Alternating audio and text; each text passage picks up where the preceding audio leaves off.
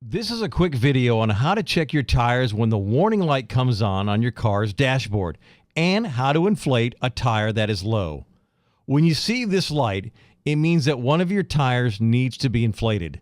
Some cars will tell you exactly what tire is low.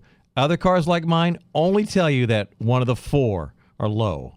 It's important to discover which tire is low and properly inflate that tire, as underinflated tires can cause damage to your tire. The first step is to determine how much air pressure your tire needs. If you open the driver's side door, there's a sticker inside the door frame that indicates the tire pressure needed. Next, you'll need a tire gauge to determine which tire is low. This is also a good time to check all your tires and make sure they're all properly inflated. Most grocery stores or drugstores have a small automotive section, and you can find a tire gauge there. It's a good idea to always keep this in your car, by the way. Take your tire gauge to your stem valve and place it over the valve. A plastic stick will pop out of the back telling you your tire pressure. Is it low?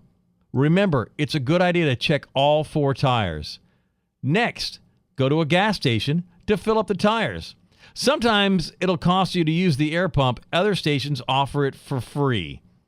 After turning on the pump, press the hose atop the stem valve tightly to start inflating. Unlike a bicycle tire, this will take a few moments to properly inflate your large car tire.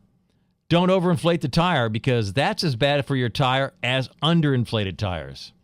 Some gas stations, like 7-Elevens, have an air pump that also has a tire gauge. Though there is a charge for this, it's nice because you can simply set your tire pressure and the pump will chime when you hit the proper pressure. One note, if you inflate your tire and the light comes back on after a short period of time, you might discover that your tire is losing pressure after just inflating it, meaning that you've probably run over a nail or a screw. Don't worry though, this is a really inexpensive fix that can be done at any tire shop. They'll remove your tire, pull out the nail, and plug the hole, usually for under $10.